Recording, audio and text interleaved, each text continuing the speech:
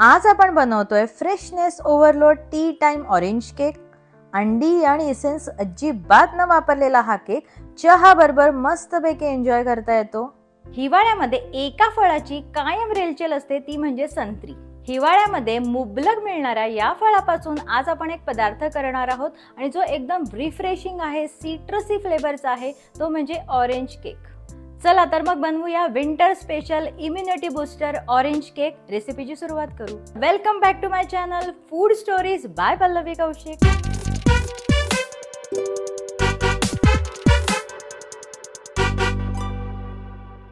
एक रेक्टँग्युलर मोल्ड घेतलाय मी ॲल्युमिनियमचा आणि त्यामध्ये थोडंसं आपण तेल टाकूया, हलकच।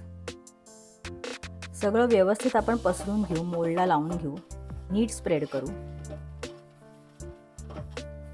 व्यवस्थित चारी कडेला सगळ्या बाजूला वरपर्यंत तेल लावून घ्या। आता यामध्ये थोडासा आपण मैदा भरभरू आणि आता आपण हळूहळू असं टॅप करत जाऊया, जेणेकरून जो मैदा आहे तो सगळीकडे लागेल भांड्याला।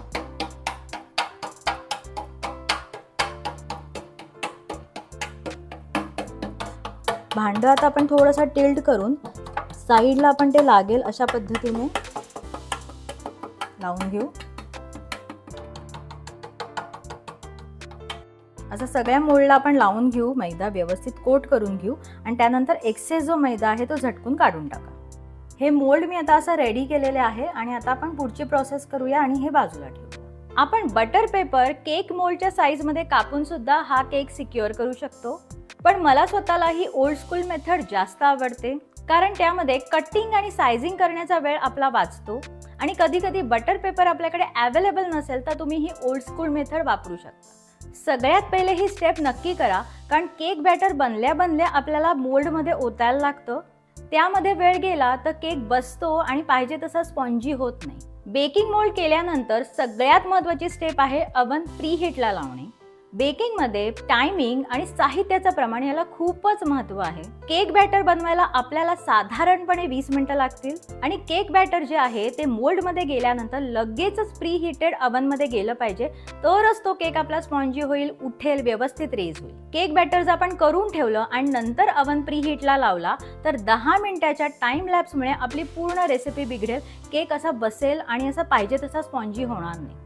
टेम्परेचर आपण प्रीहीट करण्याकरता 200 ला लावूया आणि टायमिंग साधारणपणे आपण 30 मिनिटं सेट करूया। प्रीहीट व्हायला साधारणपणे 7 ते 8 मिनिटं लागतील। तुमच्याकडे अवन जरी नसेल तर तुम्ही आरामशीरपणे कुकरमध्ये हा केक करू शकता। कुकर शक्यतो ॲल्युमिनियमचा असावा, स्टीलचा नको। त्यामागचं सायन्स असं आहे की ॲल्युमिनियम हा गुड कंडक्टर ऑफ हीट असल्यामुळे उष्णता जी आहे, हीट जी आहे ती एकदम समप्रमाणात पसरवतो। त्यामुळे केक जो आहे ना तो एकदम समप्रमाणात बेक होतो, कुठेही मधून मधून कच्चा राहत नाही। आतलं जे मोल्ड घेणार आहोत ते पण शक्यतो ॲल्युमिनियमचं घेतलं तर बेटर। कुकरमध्ये एखादं स्टँड ठेवून खाली त्यावरती मोल्ड प्लेस करावा, त्या मोल्डमध्ये बॅटर ओतावं आणि कुकरची शिट्टी न लावता झाकण लावावं आणि एकदम मंद गॅसवरती 30 ते 35 मिनिटं केक बेक होऊ द्यावा। अवन कसं आपण प्रीहीट करून घेतो तसं कुकर पण आधी चांगला गरम करून घ्यावा। आपल्याला कुकरमध्ये खाली कुठेही पाणी टाकायचं नाहीये। पाणी टाकलं गेलं तर केक जो आहे तो उकडेल पण बेक होणार नाही। आपल्याला केक बेक करायचा आहे। मी अशा टाईपची ऑरेंजेस घेतलेली आहेत। ही इम्पोर्टेड ऑरेंजेस आहेत, पण तुम्हाला कुठल्याही मोठ्या सुपर मार्केटमध्ये आरामशीर मिळतील। नागपूरची संत्री किंवा पंजाबच्या किनोपेक्षा ही थोडीशी वेगळी असतात। नागपूर संत्री किंवा किनोच्या नशा पाकळ्या पाकळ्या उकलल्या जातात, पण ही इम्पोर्टेड ऑरेंजेस सालाला अशी घट्ट चिकटून असतात। म्हणजे आपला लिंबू किंवा मोसंबी कसं सालाला एकदम घट्ट चिकटून असतं, पण ऑरेंजचा जो सिट्रसी आणि युनिक फ्लेवर आहे तो या ऑरेंजमध्ये जास्त असतो। आपण संत्री सालासकट वापरतोय। इम्पोर्टेड व्हरायटीमध्ये ना साल थोडीशी सॉफ्ट असते आणि आपल्या इंडियन व्हरायटीमध्ये थोडीशी ड्राय असते। त्यामुळे ही इम्पोर्टेड व्हरायटी शक्यतो घ्या। जर तुमच्याकडे अवेलेबल नसेलच तर कुठलंही संत्र घेतलं तरी चालेल। आपण हे संत्र असं कापून घेऊ। मी संत्र धुवून पण घेतलेला आहे आणि आता आपण मध्ये अशा 4 फोडी पण करूया।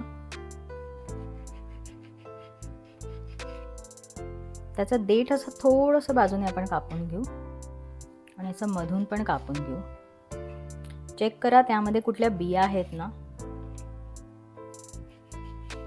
या व्हरायटीमध्ये अजिबातच बिया नाही आहेत, पण जर तुमच्या संत्र्यामध्ये बिया असतील तर तुम्ही काढून घ्या, त्या पूर्ण डिसीड करा ते.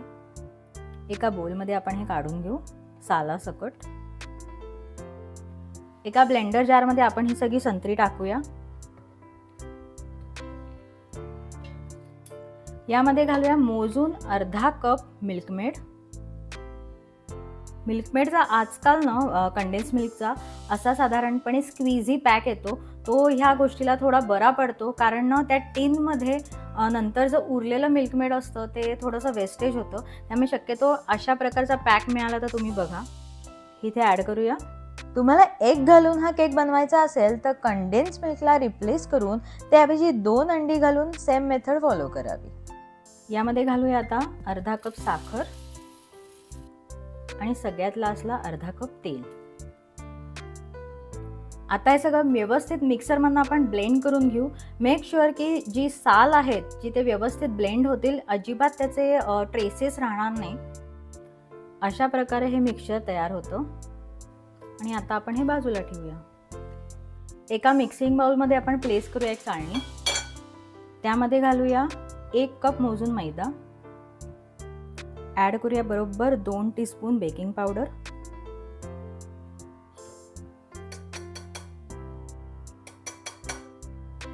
आणि मोजून घेतोय 1 टीस्पून बेकिंग सोडा. आपण सध्या आता सगळं छान असं सीव करून घेऊ. आता यामध्ये आपण हे घालूया मिक्सचर. पूर्णपणे मिक्सचर आपण व्यवस्थित हाताने किंवा स्पूनच्या साहाय्याने काढून घेऊ, कारण अजिबात त्याचे तुम्ही वेस्टेज होऊ नका देऊ, कारण हे आपण प्रमाणानुसार घेतलेलं आहे. तर हे जर कमी पडलं तर आपलं प्रमाण चुकेल. आता आपण हे व्यवस्थित स्पॅच्युलाच्या साहाय्याने मिक्स करू आणि आपल्याला एकदम हलक्या हाताने मिक्स करायचं आहे. क्लॉकवाईज आपण असं फिरवूया, मध्ये करूया आणि हे असं ब्रेक करायचं. परत एकदा आपण असा राऊंड घ्यायचा, परत घ्यायचं, इथे ब्रेक करायचं. असं करत हळूहळू आपण हा केक फोल्ड करू. एकदम हलक्या हाताने आपल्याला हा केक मिक्सचं बॅटर जे आहे ते मिक्स करायचं आहे, केक फोल्ड करायचा आहे. आपण एकदम बेबीला कसं साधारणपणे एकदम केअरफुली हँडल करतो तसं हे बॅटर आपल्याला एकदम केअरफुली हँडल करायचं आहे.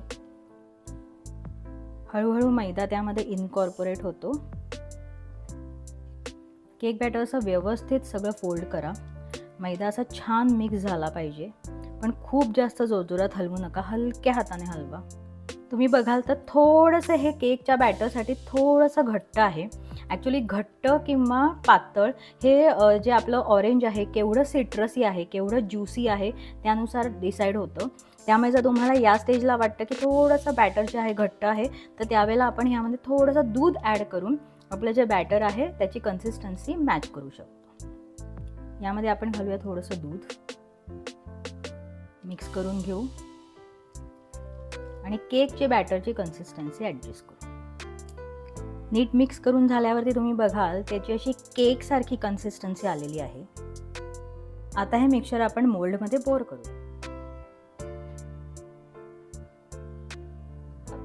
हलकंसं आपण हे टॅप करूया आणि थोडंसं समप्रमाणात करूया.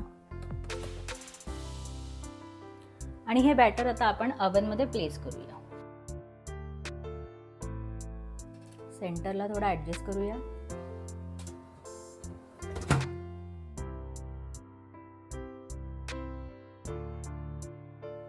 केकसाठी आपण ओव्हन 180 वरती बरोबर सेट करूया, 180 वर, आणि 30 मिनिटावरती अंदाजे आपण 25-30 मिनिटावरती सेट करूया टायमिंग.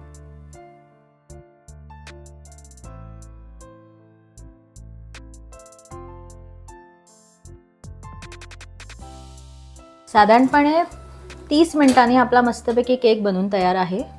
ओव्हनमधनं आपण तो काढूया बाहेर.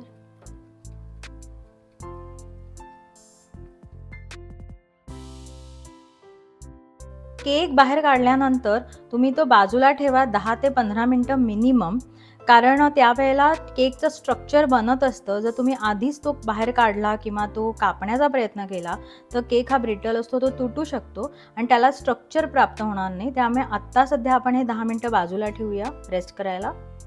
15 ते 20 मिनिटांनी आपण असं केक बाजूने हलकासा कट करून घेऊ. असं थोडासा रिलीज करू कडांपासून.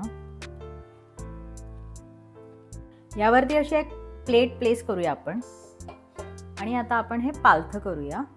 केक डिमोल्ड करू. थोडंसं आपण असं टॅप करून घेऊ आणि असं हलकाच डिमोल्ड करू. केक असा हलकाच सरळ करू.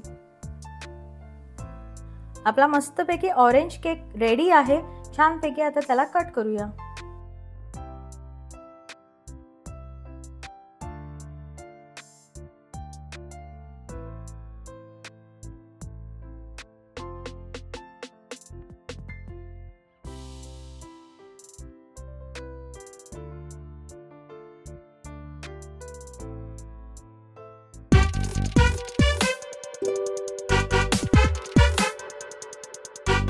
आज आपण बघितला ऑरेंज केक. तुम्हाला माझी ही रेसिपी आवडली असेल तर नक्की लाईक करा, शेअर करा. माझ्या चॅनलला अजून सबस्क्राईब केलं नसेल तर सबस्क्राईब करा. मला फीडबॅक पण द्या.